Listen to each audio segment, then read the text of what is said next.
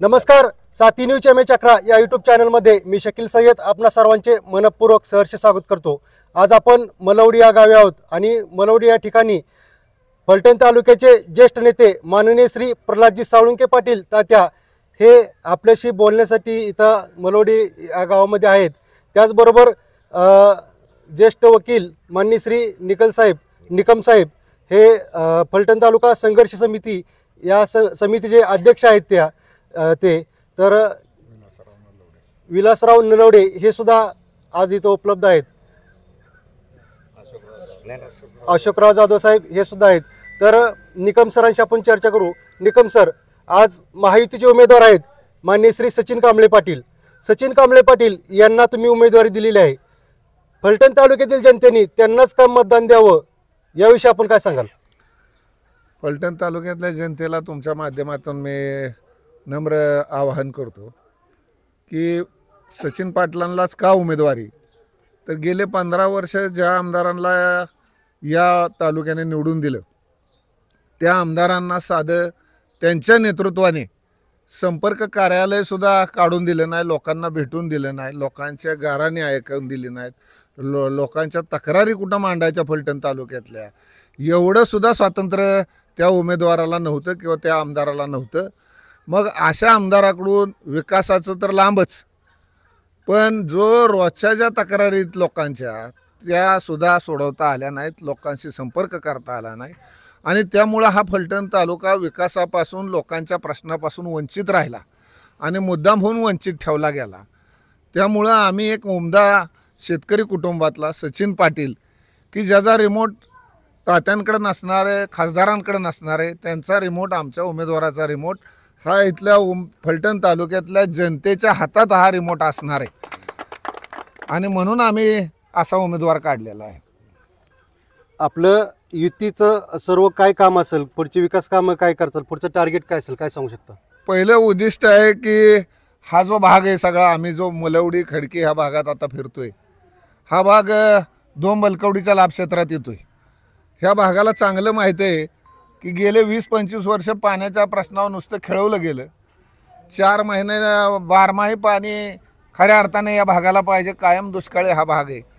परंतु दोन बलकवडीचं पाणी कधीतरी सुटायचं, निवडणुका आल्या की सुटायचं आणि निवडणूक संपली की पाणी बंद व्हायचं।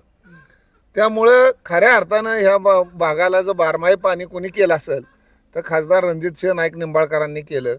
भोर तालुक्यातल्या उतरोली इथं नीरा देवघरमधनं 1 TMC पाणी उचलून देशातला पहिला जोड कालवा तयार केलेला आहे आणि त्या जोड कालव्यातनं दोन बलकवडीच्या कॅनलमध्ये पाणी टाकले 1 TMC, म्हणजे या भागाला जवळजवळ 1.5 TMC पाणी मिळणार आहे आणि 1.5 TMCमुळं भाग हा कायमस्वरूपी बारमाही होणार आहे। त्यामुळं ह्या लोकांनी जे आता भांडवल घालत होते शेतीत आणि पाण्याची वाट बघत होती ह्यांचं नुकसान होणार नाही। बारमाही हे भाग पाण्याखाली येऊन हा भाग सुपीक झाल्याशिवाय राहणार नाही। ते पाणी, ते काम सासवडपर्यंत, सासवडच्या पुढं आलेलं आहे। त्यामुळं हा भाग कायमस्वरूपी आता सुपीक झाल्याशिवाय राहणार नाही। कालच मान्य श्री अजितदादा पवार यांची पत्रकार परिषद झाली आणि या पत्रकार परिषदेमध्ये पत्रकारांनी दादांना प्रश्न विचारला की मान्य श्री श्रीमंत रामराजे नाईक निंबाळकर हे माहिती सोबत आहेत, परंतु तुमच्या प्रचार व्यवस्थेमध्ये, प्रचार यंत्रणेमध्ये दिसत नाही, तुमच्याबरोबर दिसत नाहीत। त्यावेळेस दादांनी उत्तर दिलं की त्यांना नोटीस पाठवतो। याविषयी आपलं मत काय? आता दादा महाराष्ट्राचे नेते आहेत, ते नोटीस पाठवतील, ते काहीतरी ॲक्शन घेतील, त्याच्याबद्दल मला काहीच म्हणायचं नाही। परंतु त्याच्याही पुढं जाऊन सांगतो, दादांनी नोटीस काढू नाही तर न काढू, फलटण तालुक्यातने जनतेने ह्या प्रस्थापितांना कधीच नोटीस काढलेलं आहे आणि नोटीस काढून त्यांना आता या विधानसभेला ते बाहेर काढल्याशिवाय राहणार नाहीत। धन्यवाद। आपण मलवडी गावातील काही युवक आहेत, कार्यकर्ते आहेत, कार्यकर्त्यांना प्रश्न विचारू की माहितीचं काम सचिन कांबळे पाटील हे उमेदवार आहेत, तुमचं काम कसं चाललेलं आहे, माहितीचं काय सांगू शकता? सचिन पाटलाचं काम योग्यच आहे आणि शिवाय तुम्हाला सांगायचं, ज्या सचिन पाटलाला लाडक्या बहिणीचा एकदम प्रोजेक्ट व्यवस्थित पडणार आहे आणि सगळी लोक म्हणतात म्हणजे बाया म्हणतात आपण दादांच्या आहोत, मग घड्याळाला मतदान कसं करायचं, नाही म्हटलं घड्याळच आपल्याकडे या, असं आम्ही सगळ्या लोकांना पटवून देतो या. आणि शिवाय दादांनी काय केले, आमचे कमीत कमी अख्ख्या गावाचे पूल केले, पुलाचे काम महत्त्वाचं झालं, शिवाय मंदिर झालं आणि रोडचे बरकडे वस्ती मलवडी तो गाडगेवाडीचा रोज मंजूर आहे, त्यांनी सगळी कामं केली. पहिल्या काळात महाराजांच्या काळात 15 वेळा नारळ फुटत होतं, पण एकही वेळ झालं नाही काम. आम्हाला कळतंय असं काम झालं नाही, पण दादांनी 2 वर्षात आमच्या इकडे भरपूर कामं केली ती, आणि त्या पद्धतीने आमचं गाव कमीत कमी 80-90% दादांना सहकार्य करणारे सचिन पाटलाला निवडून आणायचं आम्ही गवा देणार आहे. मलवडी गावचे ज्येष्ठ आहेत महाराज महायुतीचं काम चांगलं आपण करताय, तर किती मताधिक्य सचिन कांबळे पाटील यांना द्याल, काय सांगाल? आम्ही कम से कम 80% मतदान सचिन पाटलांना करणार आहे, कारण आमच्या समाजाचे खाटीक समाज धनगर समाजाचे बी आहेत आणि त्यांची कामात एक सर्वसामान्य शेतकरी मजूर असा हा उमेदवार आहे, तेव्हा आम्ही त्यांना 80% तरी गावामधून मतदान होणारच आहे. आणि कारण आमची येथून पाठीमागं कुठलीही राजे कंपनी कुठल्याही प्रकारचं काम झालेले नाही. आता जवळजवळ दादांनी आमचे खासदाराच्या दादांनी 2-2.5 वर्षामध्ये जवळजवळ 2-3 कामं चांगल्या प्रकारे मार्गी लागले, त्यामुळे गाव संपूर्ण टोटल 80% मतदान होईल अशी मी 100% ग्वाही देतोय.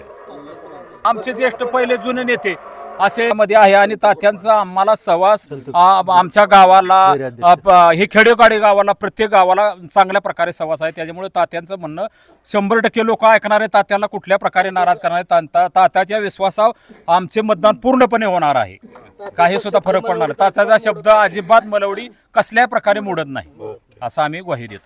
संतकृपाचे अध्यक्ष आहेत मान्य श्री नलवडे साहेब, विलासराव नलवडे साहेब, काय सांगाल आपण? काय नाही, मी आता जवळजवळ इथं एक तास अगोदर आलो तात्यांच्या, सगळ्या लोकांशी चर्चा केली, तर लोकांचा प्रतिसाद अतिशय उत्स्फूर्त आहे. त्यांना आम्हाला सांगावं लागलं की बाबा तुमच्या आता ह्या वस्तीवल्या समाजाचाच उमेदवार आहे, तो धनगर समाजाचा आहे, आणि दुसऱ्यांनी जो उमेदवार दिला आहे तर जे प्रचार चालला आहे आता आगवण्याचा किंवा कोणाचा, तर आगवण्या हा त्यांच्या पार्टीतनं जरी उभा राहत असेल तरी खरोखर त्यांच्या जातीचा उमेदवार उभा आहे, आणि त्याच्यामुळे या ठिकाणी अतिशय उत्स्फूर्त असा लोकांचा प्रतिसाद मिळत आहे. त्यामुळे घड्याळ हेच निवडून येणार हे सांगतो. धन्यवाद. तात्या, महायुतीचे उमेदवार आहेत सचिन कांबळे पाटील, काय सांगाल त्यांच्याविषयी? मला या निवडणुकीच्या निमित्तानं एकच सांगायचं आहे, वेळ फार थोडा आहे, निवडणुकीचा अवधी एक 10-12 दिवसावर निवडणूक येऊन ठेपली.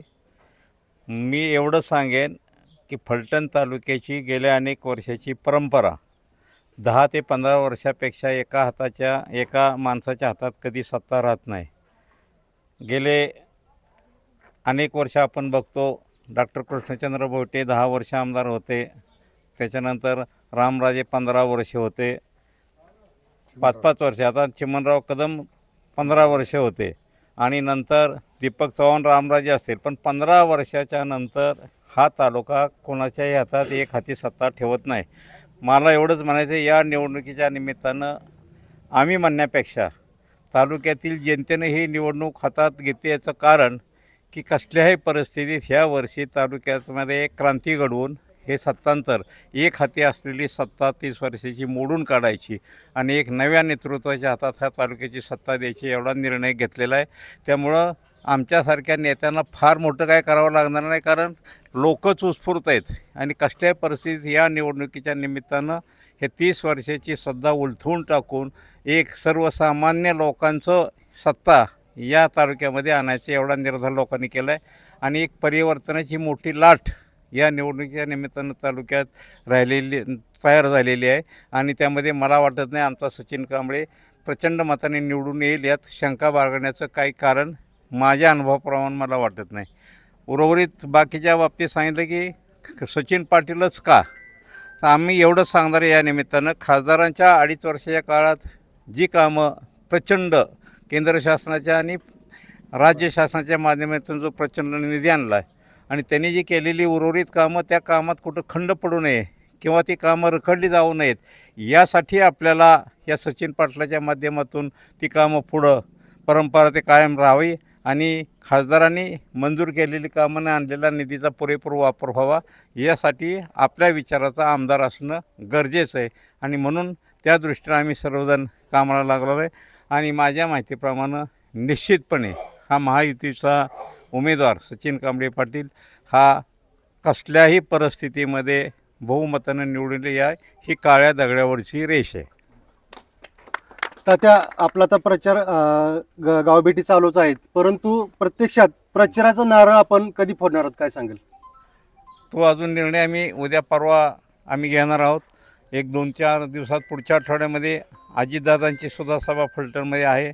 देवेंद्र फडणवीस साहेबांची सभा घेण्याचा आमचा निर्णय झाला आहे. नितीन गडकरी साहेबांची एखादी सभा, ह्या वरच्या राज्य पातळीवरच्या नेत्यांच्या सभासुद्धा आपण फलटण, साखरवाडी, उत्तर कोरेगावमध्ये घेण्याचा निर्णय आमचा झालेला आहे.